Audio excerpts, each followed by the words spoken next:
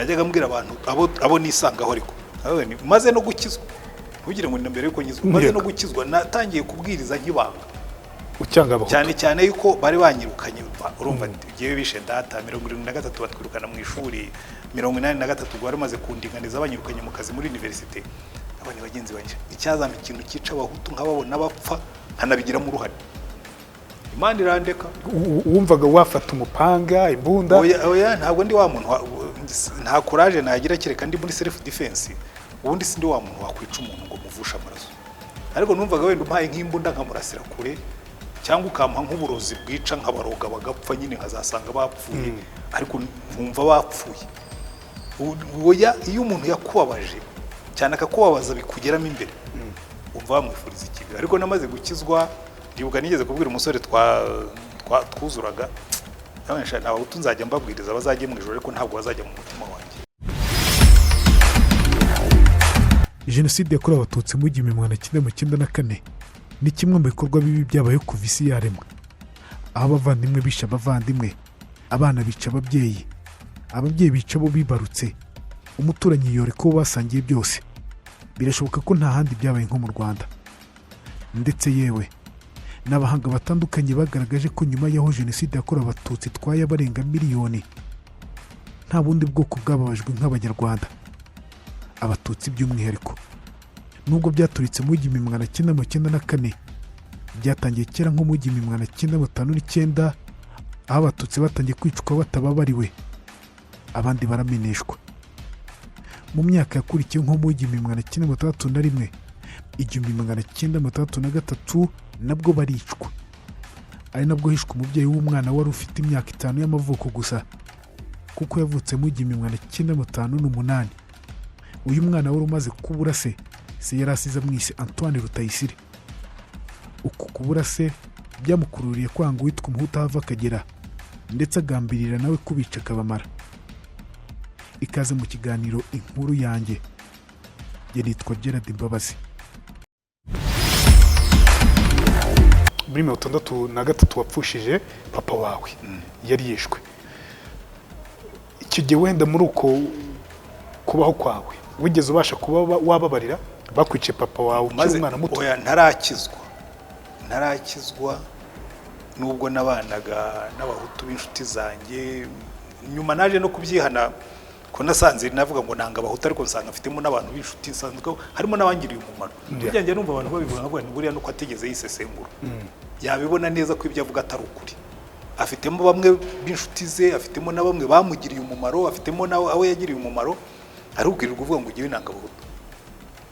Ariko nasubiye inyuma ndihana. Icyo gihe ariko warabangaga? Yewe umva narabangaga nkanabivuga. Najyaga mbwira abantu abo nisangaho ariko maze no gukizwa, ntugire ngo mbere yuko nyizwa, maze no gukizwa natangiye kubwiriza nk'ibanga. Ucyanga Abahutu cyane cyane yuko bari banyirukanye, urumva giye bishe data 73 batwirukana mu ishuri, 83 gwari maze kundinganiza banyirukanye mu kazi muri university. Abandi bagenzi banje icyazampa ikintu kica Abahutu nk'ababona bapfa nkanabigiramo uruhare. Imana irandeka. Wumvaga wafata umupanga imbunda? Oya, ntabwo ndi wa muntu nta courage nagira kireka ndi muri self defense. Ubundi sindi wa muntu wakwica umuntu ngo muvusha amaraso, ariko numvaga wenda umpaye nk'imbunda nkamurasira kure cyangwa ukampa nk'uburozi bwica nk'abaroga bagapfa nyine nkazasanga bapfuye, ariko nkumva bapfuye. Oya, iyo umuntu yakubabaje cyane akakubabaza bikugeramo imbere umva bamwifuriza ikibi. Ariko namaze gukizwa ndibuka nigeze kubwira umusore twuzuraga Abahutu nzajya mbabwiriza bazajye mu ijoro ariko ntabwo bazajya mu mutima wanjye. Imana iranyiborera ngajya mvuga ibyo mpondagura ibigambo nk'ibyo. Irangije umunsi wo kumvana muri urwo rwango, nasomye amagambo ya Yesu bamujyana ku musaraba. Ndeba ukuntu abantu bagiye bamutererana, ndeba ukuntu abantu bagiye bamubeshyera, ndeba ukuntu bamujyanye baramubamba, asenga isengesho rimwe. Nararisomye mera nk'ukoze ku mashanyarazi. Data baba bari ko batazi ibyo bakora ndabantu ya. Ntabwo ushobora kubabarira abantu bakubambye ku musaraba. Ntabwo ushobora kubabarira abantu bakugize barya. Ariko biranditse. Numva ijwi rimbwira ngo iyi niyo nzira niyo ugomba kugendamo. Abantu ya Mana rero niba ushaka ko mbabarira Abahutu ntabwo bishoboka, iryo jwi waryumvise muhe mwaka hari muri 87 wari umaze gukura n'umunani dahera nari maze imyaka igera kuri 5 ngizwe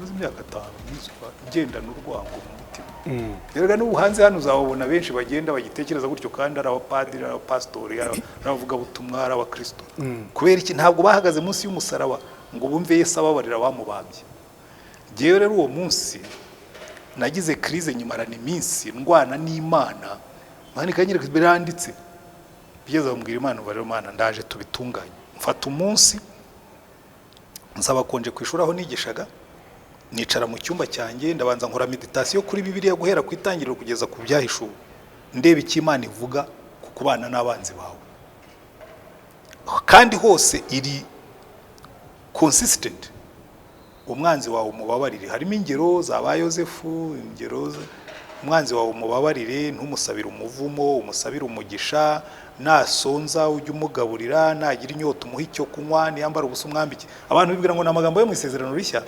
nyamara ari mu isezerano rya kera ndicara ndavuga ariko hari ubukristo twigishijwe butigeze bukora kuri ibyo bibazo by'ibikomere byacu by'amateka yacu nsubira inyuma ndabidiginga niyo mpamvu ubona buriya no mu bintu by'ubumwe n'ubwiyunge ndi mu bantu bashakuje cyane mu bintu byo kubabarira n'ubwiyunge n'ubugira buti kubera iki jewe nari narabonye experience yabyo nari narabibayeho atari ibintu by'amagambo nize mu ishuri atari ibintu byo kugerageza kuremarema oya jewe nari nzi ko bikora nuko bikora message nari narayishepinze na mbere yuko nanjye mpinduka noneho ndagenda mfata umwanya mbwira Imana vara Imana ibi bintu birakomeye ibyo dusaba biragoye basi iyo turekera bamwe tukajya tubanga tukire mu mutima ariko nsanga Yesu yarababariye ndabona mva rero Yesu nayo magambo nyambwira abantu mwawe ni jewe hari isomo nizo uwo munsi kubaho mu byo wahisemo aho kubaho muri accident z'ubuzima bwawe kuko jewe kuba naravutse ndu mu muryango w'abatutsi na accident ntabwo nabihisemo icyo gihe mu by'ukuri waje kubabarira cyangwa byagusabye reka nkurangirize nyine ubwo kuko jewe icyo gihe nakuyemo filozofi y'ubuzima n'ubu ngenderaho naro ni cyambere nabanje navuga naho navukiye sije wahisemo ubwo Imana yahisemo kuhanshyira ibyo ni ibyayo ngiye kubaho nkurikije ibyo natoranije sinigeze mpitamo kuvukira mu muryango w'abatutsi ariko nahisemo kuba umukristo so sinzabaho by my accidentals nzabaho by my choices kuko aho navukiye na accidental nigeze no kubibwira umusirikare umwe hari ishyorongi ambwira ngo indangamuntu yawe irimo umwanda ndamubwira nari gusaba mugabo we jewe iyi ndangamuntu naravutse nisanga aho ngaho umwanda yaravuze ndi uwuhe ubwoko yarayifa narabanje ndamutera n'akantu ndamubwira ariko icyo gihe nari mvuye Nyakinama abana mvuye Nyakinama kuri Nyamagumba nahasanze bariyeri nahatanze indangamuntu mu Ruhengeri kuri Teta Gauche nahatanze bariyeri hasi kuri Mukungwa nahasanze bariyeri nahatanze indangamuntu mu Kivuruga nahatanze indangamuntu kuri Base nahatanze indangamuntu ku Kinini nahatanze indangamuntu ku Kirenge cya Ruganzo nahatanze indangamuntu ahangaha ishyorongi nahakenda nubwo ntihabuze umusirikare ufite umwanda mu ntoki niwe wawushyizemo ubundi ntawe rurimo ntabwo nagusibye umubwira wa Kigoryi ariko niba ari bya bindi nurandenganije mubwira gutyo mu buryo buri simple burya hari igihe ushobora guconga umuntu ukamutera akantu nurandenganije rwose ariko nubundi ko turi babiri ukaba uri mukuru ngira inama naravutse nisanga hariya umuntu abigenza ate ngo ave hariya aho indangamuntu irimo umwanda ajya wiwanze ubuse mbikoreho iki arahagara gutya arandeba amera nk'ukubiswe ni hamwe ngo urumurokoresha ni ngo ngaho nikigende kandi mujye mudusengera ndavuga wenda gukiza uyu munsi ariko cyo nenda kukubwira jewe Imana icyo gihe yaramfasha iransobanurira inambwira n'ibintu byinshi ndasobanukirwa ndabona Imana noneho imbaraga zo kubababarira nkora liste y'abantu nangaga abenshi ubwo narabanje mbabarira abahutu muri rusange ndavuga ngo Imana umunambabarire ko najyaga nanga abantu muri rusange harimo n'inshuti zanjye harimo n'abangiriye neza ariko abangaba bo abantu bibuka muri 63 bazi wacu aba ntabwo bibuka muri 73 batwirukangana mu ishuri aba ntabwo bibuka ejo bundi banyirukana muri university abangabo ubandekere mbamanikeho umujinya wanjye kuko mfite rezo. Imana irambwira ngo ibuka umusaraba. Ubwo Yesu yari amanitse, abamumanitse bari bahagaze aho, nibo yasengera avuga ngo data ubabare ko batazi ibyo bakora. Ubwo ari we watoranije ngo abe umwami wawe, genda nkawe. Icyo gihe rwose naratsinzwe, ndarambarara, ndabyemera, narize amarira menshi mbabarira uwa mbere. Wanze kuberekura cyangwa ari ibyishimo by'uko ubivuyeho? Oya, nariraga ndimo kubirekura kuko hari ikintu cyahombotse muri jewe cy'umujinya n'intimba kimera. Wari umuntu warwaye ikibyimba niwe wabyumva. Hari igihe basaturaga ikibyimba ukumva umuyaga uhushye mu kibyimba, uko amashyira asohoka mukumva urimo uraruhuka, n'ibindi niko bikora. Nararuhutse, ndibuka narangije gusengera abo bantu bose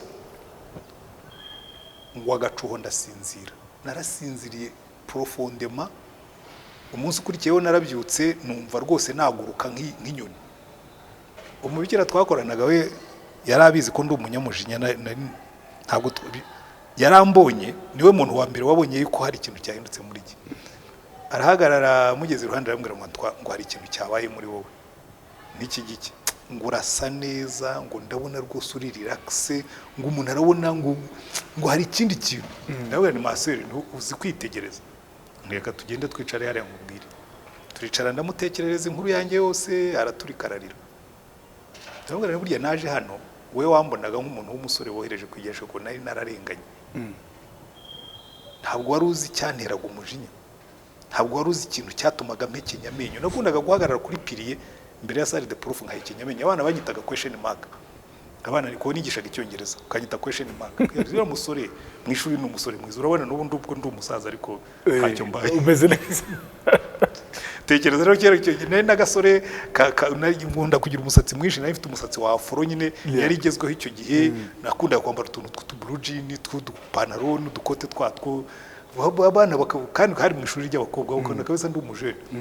Ariko bakibaza ariko si umusore kuko tubona ari umwana mwiza mu ishuri yagera hanze akijima.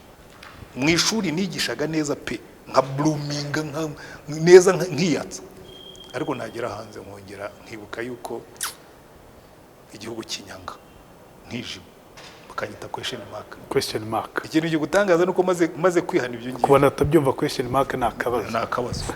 Ibyo iri zina ryahise rigenda, namaze gukizwa na question mark iragenda. Niba waragize ibyago ukicirwa papa ukiri umwana muto cyane, ni ikibazo navuga ngo kisha amarangamutima yawe byanze bikunze uko byagenda kose. Iyo ubona umuntu urumva ko uvuga ko yishwe n'abahutu byanze bikunze ko muri rusange, iyo ubona umuntu izina akavuga ngo uyu ne wishe data, icyo gihe ari kumubabarira? Oya, ahubwo uwishe data wari burugumesitiri wacu icyo gihe yaranahari, twese twaramwangaga, nari muzi, niwe nahereyeho mbabarira. Marerezo ntabwo twari tuziranye cyane ngo nzajyeyo muhobere mubwire narakubabariye, kandi we nari no kubimubwira ntabyumve. Kwari abantu ugenda ugira ngo muriyunga ugasanga we wari kumuhobera gusa, ntabwo byaba birimo uburyarya cyangwa. Oya, reka nkubwire burya hari urukundo Imana, erega ntihabira byose turimo kuvuga, hari urukundo Imana iguha ukumva abantu bose. Najyaga njya kubwiriza muri gereza nyuma ya jenoside, aragambira karugiye umuntu w'umucikacumu bya jenoside yakorewe Abatutsi, ujya muri gereza kubwiriza ziriya ntera hamwe, burya ntabwo hahamutse. Kabwira ntoya gihe numva Imana yarampaye umutima wo kubabarira bari abantu no kubabwira ko nabo bashobora guhinduka, kandi byabyaye umusaruro we uzabaza bari muri gereza nigisha icyo gihe hagati ya 1995 n'2002. Nshobora kukubwira yuko buriya muri Gacaca umubare munini w'abantu basohotse kuko bemeye ibyaha byavuye mu butumwa twavuze mu magereza. Ntabwo ari jewe genyine, hari n'abandi twakorana. Buriya mu magereza twakoze umurimo ukomeye cyane. Uyu munsi hari umuntu uri kure ikiganiro muri kano kanya, navuga ngo wenda yacitse ku icumu, yasigaye wenyine, yavukanaga n'abana 12, tujya tubyumva, asigara ari umwe rukumbi. Ashaka kubyumva uvuga gutyo ngo narababariye, ati ntabwo uzi ibyo nakorewe. Icyo gihe wamubwira iki? Ariko reka nkubwire, burya kubabarira ntabwo ari inyungu yabo babarira. Nicyo naje gusobanura, Imana yarabinsobanuriye neza, ndabyumva icyo gihe. Kubera ko hari ubwo twibwira ngo kubabarira ngo nukugirira neza uwaguhemukiye. No, uwa mbere ugirirwa neza ni wowe, kubera ko hari igihe uryama ukibuka ibyo bagukoreye ukarara udasinziriye, kandi ubwo babigukoreye bari mu gitanda kabisa ibitotsi, bari mu ijuru rya karindwi. Imana ikabwira ati ariko buriya ntabwo ubona ko ari urimo guhomberamo. Hari igihe urya, reka nk'urugero rufatika, yewe iteka ryose iyo nageraga ahantu ngomba kwishima narababaraga. Burya Satani ni umugome. Ndibuka turangiza mu seminari, sinkubwira diplome nari mfite ariko yari mu za mbere. Noneho mbona abandi bana bafite pocket money, bafite ibiki, Satani araza arankomanga ku munsi wa nyuma. Atari ko ubungubu abandi ejo ko bazaba bameze neza n'ababyeyi babo bazaza kubafatira diplome, we hazaza. Ye baba we ndarandira, Satani aranyihererana antera agahinda kandi mu gihe nagombaga kunezerwa. Kandi urebe ukuntu ubugome bwa Satani si ukuvuga ko ari jewe jyenyine batari gufatira diplome, hari n'abandi bana bari bafite na base bataje, ariko akakumvisha ko wowe ntawe uzagufatira diplome kuko wapfushije Yesu. Ndangiza university ubwo rwose na defanze memoire ibona uzi handi juri haguruka gukomera amashyi, ibyo bita ku maximum round, juri yanjye yankomeye amashyi 18 kuri 20. Ndagenda nasubiye mu cyumba cyanjye nsanga Satani yicayemo. Ngo se ngo ko bagukomeye amashyi bagukomeye amashyi z'ubundi iki kizakumarira iki? Mu Rwanda uzabona akazi. Umva iryo joro naraye ndira, nibuka ko ndi mu Rwanda, nibuka ko kubona diplome nziza ntacyo bimaze, nibuka yuko bashobora no kunyohereza Timbuktu, ndara nsubira inyuma.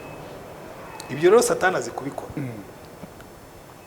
Nabaye Rurindo, twabaga mu nzu z'amategura, haba harimo imbingo, hagati y'imbingo hakaba harimo ibyondo bifata amategura. Rero burya nka nijoro nkumva icyondo kiramanutse kwikubise kwitama, nkakangukira hejuru nkahita nibuka.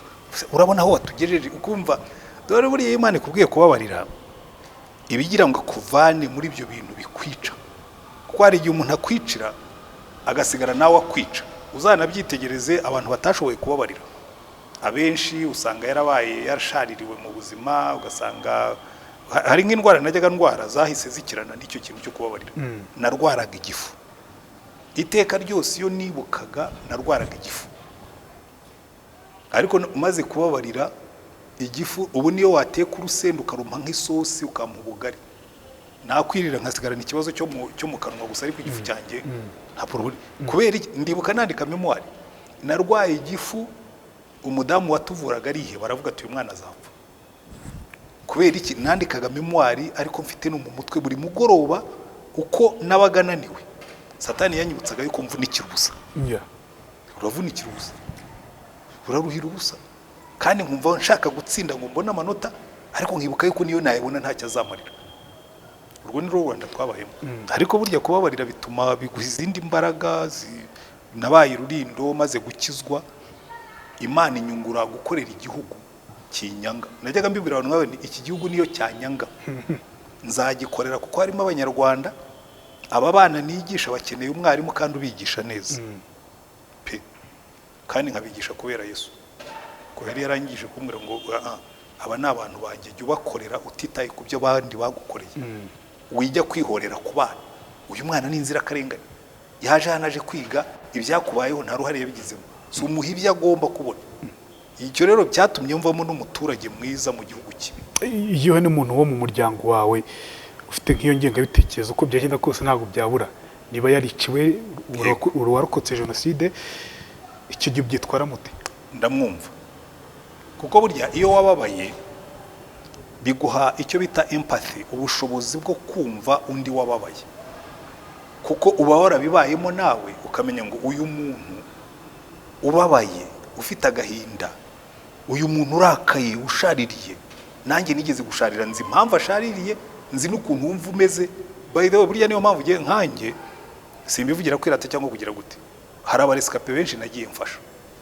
Kubera iki? Ko narabumvaga, yarazaga akambwira ati bariya ntushobora kubabarira, ndamubwira ndakumva, ufite rezo, ntabwo ushobora kubabarira mu mbaraga zawe, ariko ubonye Yesu wababarira, kandi harimo inyungu zo kubabarira. Kandi benshi nagiye mbafasha bakabikora kandi bakabona inyungu zayo.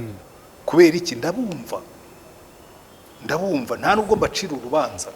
hari abantu bigisha ngo nimubabarire ngo niba mutababariye ngo n'Imana ntizababarira nkawe uriya ntawe yigeze ababarira.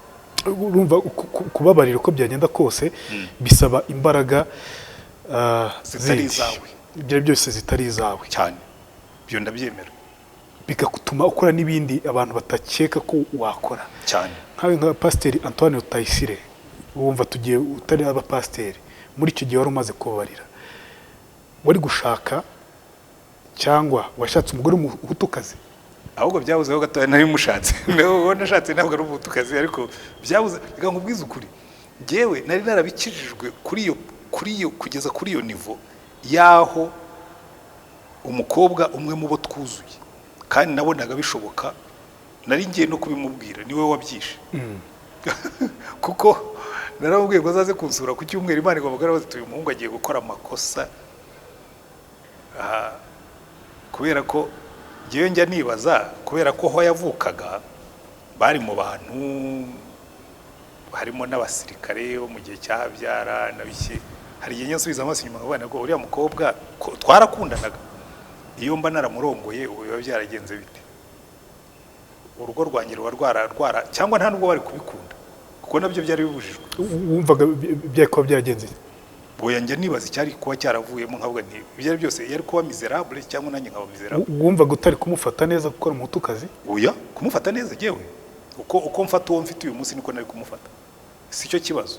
Uzi ukuntu nsigaye mbibona ubu ngubu, njya ntekereza nk'umuntu wacitse ku icumu, nkibaza nyuma ya jenoside yakorewe Abatutsi, iyo mafite umugore nk'uwo mukobwa twuzura, nkajya mujyana muri bene wacu bakomeretse, yari kuhakomerekera agashavura, noneho nanjye akajya njyana muri bene wabo ntazi dahera, sinzi ko na bene wabo bari kuba bakiri inanga ku bamwe, ariko buriya byari kugenda bite, byari kuba ibindi. So hari igihe Imana igukosora atari uko yanga uwo muntu cyangwa yanga ibyo wendaga gukora, ikavuga ngo sinshaka kuzagira amahoro make cyangwa ibibazo. Pastor, wakoze mu bintu by'umwe n'ubwiyunge, icyo gihe ubivuze gutyo ntabwo byaba urwitwazo rwo kugira ngo udashaka umuhutukazi cyangwa udashaka umuntu uje? Nta rwitwazo nari mfitemo senseroma, kuko jewe uretse ko mbibona n'ubundi ababashatse muri kino gihe imiryango y'imvange nkuko tuyita igira ibibazo byinshi, ngira ngo ujye ubibona, basanga rwose muri kundanira mwebwe, ariko mwasohoka mwajya iwabo w'umuhungu, wenda tuvuge ko ari umuhungu w'umututsi warongoye umuhutukazi, mwajya iwabo w'umuhungu ukabona pe abantu bijimye, cyangwa rimwe na rimwe bakanamukomeretsa ku bushake, ariko ngo nk'uyu nguyu yaje gukora iki hano, mwaba mwagiye nko kwibuka ati nk'uyu nguyu ataba yaje kutubyina ku mubyimba, umuntu agakomereka kandi nawe yariciwe cyangwa donc ugasanga wenda uyu mukobwa yagutwara iwabo ataba ni babandi bati ubundi zinzo kubuza n'iziki. Ibyo ni ibintu ubona kuko twebwe turi transition generation. Nk'icyo kintu ukumva cyakemuka gute? Kizakemuka buhoro buhoro, kubera ko urabona twebwe turacyafite ibikomere bya jenoside, muracyari hamwe natwe ntabyuze, ariko jewe tekereza ndi generation yakomeretse muri 61, muri 63, data arapfa, 73 batwirukana mu ishuri, 83 barandinganiza, 90. So urumva umuntu w'umusaza ungana nanjye cyangwa umukecuru ungana nanjye ufite abana bangana nawe, nibizagutangaze ko babwira toya rwose ni mumbabarira rwose jera mbabarira ushajisha mugaye, uwo ndamwumva yarakomeretsa arongera arakomereka, ariko iyi generation yacu izashira, hasigara yanyu izasigarana udusigisigi dukeya tw'ibyo twababwiye. Umubyenkongo ntabwo twavuga ko afite ingengabitekerezo. Oya, burya mujye mumenya gutandukanya ingengabitekerezo n'agahinda. Nta nubwo uriya muntu ari umugume, nta nubwo ari n'umunyamoko, nta nubwo ari n'umunyamacakubiri, ni ibikomere. Iyo ufite igikomere ahantu ukirinda bashobora kugitoneka. Ibyo rero usanga muri kino gihe kubera ko abantu batafashe n'umwanya ngo batekereze cyane, usanga wingengabitekerezo uriya no umunyamoko, uriya no umunyamacakubiri, nk'abana agiye wenda bitandukanye cyane. Nkawe Antoine Rutayisire, none uri pasiteri, ufite uburyo ugomba gutanga urugero, warababariye, ubabarira bakwiciye, ubabarira bakwimye gukora akazi neza hano mu Rwanda n'ibindi bitandukanye n'andi mahirwe yandi wagiye ubura. Ushaka kwemera ko umukobwa wawe arongora umutu cyangwa ushaka kwemera ko umuhungu wawe arongora umutukazi? Niba bankundiraga wowe nzagutumira. Jewe abana banjye barabizi. Jewe ubu ngubu hari amagambo Martin Luther King yavuze ngo mpora ndota inzozi ngo igihe umwana wanjye abantu bazamwita mwiza cyangwa mubi badashingiye ku ibara ry'uruhu rwe ahubwo bashingiye ku mico ye. Jewe rwose unzaniye umuhungu w'umuhutu ufite indangagaciro, ufite vision, twicarana nkumva nkavuga ni kabisa this is a man, nta kibazo nagira. Abana banjye baranabizi, narabwe ibyo by'amoko byo rwose nushaka uzarongora umushinwa cyangwa uzarongora umuzungu cyangwa uzarongora umutwakazi, uzarongora umuki, uzarongora wese icyo nzareba ni content of the character. Ese uyu muntu ni umuntu mwakubakana, ese uyu muntu ni umuntu uzakubaka, ese uyu muntu ni umuntu wiyakiriye uzakungura akakwagura. Naho ubundi jewe nemera ko abantu bose tuva amaraso y'umutuku, tugira resistance positive na negative. Jewe burya rwose ushobora kumpa amaraso, ushobora kumpa impyiko, cyambere cyakora naza adafite Yesu nzababaraho gake, kuko nzi neza yuko umunyabyaha bari umunyabyaha niyo yaba ari umwana mwiza. Ariko ubundi afite character ukamushima, by the way niyo yaba atujuje ibyo nge nsaba, kuko ni wowe urongora cyangwa urongorwa sigewe, cyo gihe nzakubaha muri choice yawe, mutahire n'ubuko mufashe n'ibyangombwa byose, nta kibazo. Ariko ubundi ibyo by'amoko jewe byaba iby'uruhu, byaba iby'amoko yangaya yacu y'ibihimbano, biriya byacu by'abanyarwanda byo nini bihimbano, ariko kubera twarabihimbye birangije birafata, ariko byarafashe. Jewe rero ntabwo biriya bimfataho. Urumva abenshi banga ko abana babo barongora abo mu bwoko butandukanye n'ubwa kubw'uburyo bakomeretse bitewe na jenoside, bitewe n'amateka bagiye bacamo. We ntabwo byabyara gukomerekeje kuri bwa buryo uvuga ngo reka no kubabaza umuryango wanjye, reka no kubabaza umutima wanjye kuko nzi ko nanjye nakomeretse? Oya, jewe nakubwiye ko nakize. Niyo mpamvu numva batarakira bagitekereza gutyo. Niyo mpamvu nifuza ko nabo bakira bakamera nkanjye. Ariko utarakira utazashobora gukira simucira urubanza. Uwo mu muryango wawe? Oya, erega no mu muryango wanjye n'umuryango w'abanyarwanda. Nuwo mu muryango wanjye. Ndavuga uwo mu muryango wawe uyu munsi wavuga uti mwana Rutayisire ntabwo ngomba kuzanira ubwoko. Oya, jewe umuryango wanjye ahubwo namubwira ngo niyo ba uncle na ba aunt batagutahira ubukwe, we rongorwa n'uwo wakunze, urongora uwo wakunze, jewe nzagushyingira, nzagushyigikira, inshuti zanjye zakujya inyuma. Pastor umuntu rega jewe mfite picture y'igihugu nifuza, kandi igihugu nifuza gisa n'ijuru, kandi mu ijuru tuzabanayo twese, mubishaka mutabishaka twese tuzaba duhari. So jewe ndi umukristo, accidentals z'ubuzima bwanjye nazishyize inyuma. Aho navukiye sinahahisemo, ariko ubukristo nabuhisemo, indangagaciro yabwo niyo ngenderaho. Reka nongeye nkubaza iki kibazo. Urumva ibyo bintu ntabwo ari buri wese ushobora kuba yabyakira, ntabwo ari wese ushobora kuba yakwemera icyo kintu ko acyakira mu mutima we. Uyu munsi umuntu ushobora kukumva birashoboka ko ashidikanya cyane ati Antoine Rutayisire ibintu ari kuvuga ntabwo ari byo. Wenda ashobora kugira ngo wenda abyakire nawe tubashe kugira cya gihugu kizima, wumva hakorwa iki, wumva yakora iki, yatera ntambwe iki? Bo niyo nakubwiye ibintu bibiri. Icyambere nakubwiye ngo umuntu utabyumva ndamwumva, kuko icyambere iyi mibereho iri supernatural, irenze ibyo tumenyereye bya kimuntu, hagombamo imbaraga z'Imana. Izo ndazemera kandi igihe ndazifite ndazibona. Icyakorwa rero nuko buri muntu wese yabanza akareba igihombo dukura muri kwa kwitandukanya, ntidukorere mu gihombo. Umunsi tuzabyumva yuko kwiyunga, kuba umwe, gufatanya, guhuza umutima, tugakora ubwoko bubiri bw'abantu beza b'imfura b'abanyarwanda, bashobora kuba ari Abahutu, ari Abatutsi, ari Abatwa, ari Abazungu, ari Abaki, n'abantu babi, kuko hose babamo. ngewe nemera ubwoko bubiri, nemera ubwoko bw'abantu beza n'ababi, kuko mu moko yose iyo cutting line ibamo. Uzagenda mu bazungu, ujye mu bahinde, ujye mu barabu, ujye mu birabura, uzasangamo abantu b'abanyabinyoma, b'abagome, b'abambuzi, b'abagambanyi, no muri abo bita bene wanyu uzabasangamo. Rero niba twakundaga tukavuga ngo okay, umuntu nzajya nemera ko ari mwiza narebye imico ye. Harabo tujye tuganira benshi barokotse jenoside cyangwa bo mu bwoko bw'abatutsi cyangwa bade mu bwoko bw'abahutu, ugasanga umwe afunze ngoni bati bano bantu niba bibavutse ari babi. Icyo kintu ntabwo ujye cyumva. Nanjye najyaga mbivuga najyaga ngo abahutu they are bad from childhood to old age.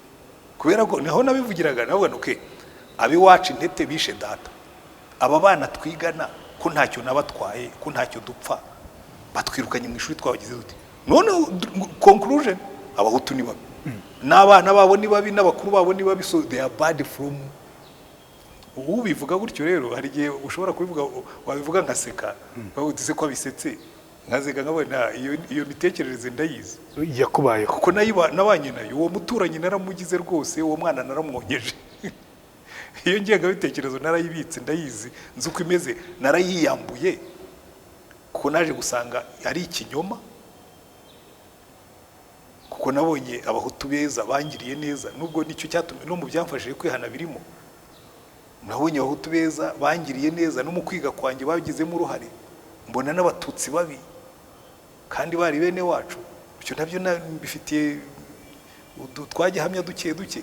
Ngize ndabona narabuze ko burya tutekereza nabi gusa, ugafata abantu ukavuga ngo bariya ni babi, ngo aba ni beza, ukibagirwa ko muri babandi bita beza harimo abaguhemukiye cyangwa barimo no kuguhemukira n'uno munsi, ukibagirwa ko no muri babandi bita babi harimo abakugiriye neza. Rero byahise binkosora, nibwo natangiye kubana ariko ko burya isi ibamo ubwoko bubiri, ubw'abantu beza n'abantu babi. Ubwo nibwo bwoko bwonyine. N'Imana ni bwiza, abari mu nzira y'igihogere kijya mu kurimbuka n'abari mu nzira ijyana mu ijuru. Pastor, tugana ku musozo, imico nk'itanu ugaya ku muntu ni iyihe? Imico nk'itanu ngaya ku muntu ndayikubwira. Umuco wa mbere ni umuntu ukubeshya ubucuti kandi akaguhemukira.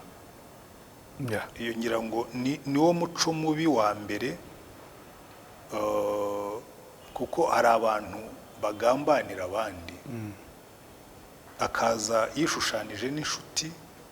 Njya numva Knowless aririmba Yuda. So umuco wa mbere mubi nanga ni uwa Yuda, ugusoma ku itama kandi arimo kukugambanira. Uwo ngira ngo sinzi ko hari umuntu ukunda. Umuco wa kabiri dahera ushobora kuba ujyana no muri ibyo ngibyo, n'abantu ariko biratandukanye.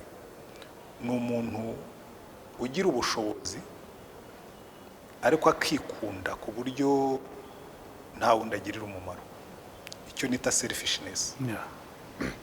Hari abantu bari selfish muri ubu buzima, bibwira ko isi ari iyabo bonyine. Selfishness mu mitekerereze, mu mikorere, kugeza no mu rugo akaba selfish. Uwo n'undi muco nanga cyane. Uwa gatatu nawo nanga, uretse kuba mu bantu benshi nanjye njya mwibonamo, ni ikintu cyitwa arrogance. Umuntu usuzugura abandi, ugasuzugura abandi utarabaremye, ukumva nta gaciro bafite. Arrogance marerezoma nanjye hari igihe nyibonamo. Warakijijwe? Kandi narakijijwe. Hari igihe nyibonamo, kuko iyo ngiyo twese turayigira, nanjye ndayigira. Hari igihe nyibonamo. Rero na biriya bindi byose navuze, hari igihe ubyibonamo ukabona wabaye selfish, wikunze kuruta uko wakunze abandi. Ariko arrogance yo iri mu bintu hari abantu ubona sinzi uko nabivuga. Icya kane wambwiye ngo nguhe ibintu bitanu. Icya kane ni umuntu ukora akazi akagakora nabi. umuntu wica akazi abigambiriye abishaka nabwo rimwe na rimwe ugasanga biragaruka muri za selfishness ugasanga igihe yagomba gukora akazi yigiriye mu bye hanyuma akica akazi agahombya abandi. Icyanyuma cyo rero ni kimenye kinajyana n'ibyo byose ni ukubaho utagira icyerekezo. Hari abantu ubona mu buzima rwose ukabona ibintu Imana uko yagera kose ukabona umuntu uhora abyina muzunga bene abo bantu biragora kubana nabo biragora gukorana nabo umuntu utagira icyerekezo. Visionless people umuntu utagira icyerekezo byo ni ibintu bimwe nuko akanyuma kugira umuntu agira impinduka mu buzima bwe buhinduke buzima bw'umunezero ni biki bitatu umuntu agomba gukora? Bitatu. Icyambere ni ukwemera yuko ahura atari heza. Kwemera ko ahura atari heza ukavuga ngo iyi mibereho ntabwo ari myiza pe kuko buri gituma abantu benshi badahinduka they are contented. Donc abaho muri mediocrity kandi akumva iyo mediocrity nta kimutwaye ariko umunsi uzumva uyirambiwe ukavuga ngo oya ubu buzima ndaburambiwe ni bubi ntaho bungeza burampombya mbuvuyemo. Icya kabiri ukora decisiveness gufata icyemezo cyo kubuvamo ugahindukira ukavuga ngo ndasezeye. Wibuka umwana w'ikirara Yesu yavuze muri Bibiliya yaragiye ingurube ageze baravuga toke enough is enough kuragiriza ingurube z'uyu mugabo utampa n'ibyo kurya n'iby'ingurube zariye ntananyemerere ko mbirya ndabirambiwe ngo arahaguruka arahindukira asubira kwase. Icyo ni icya kabiri. Icya gatatu rero kugira ngo ubuzima buzahinduke neza no gutumbira Imana gutumbira Yesu ukavuga ngo noneho ngiye kubaho mfite undi ukontorora ubuzima bwanjye mfite ahandi mvoma imbaraga z'ubuzima mfite ahandi mvoma indangagaciro mfite ahandi mvoma ibyiringiro ukabaho utumbiriye Imana kuko icyo gihe biguha perspective ngari horizon nini ituma ushobora guhangana n'ibintu byose. Murakoze cyane pastor. Murakoze. Come again.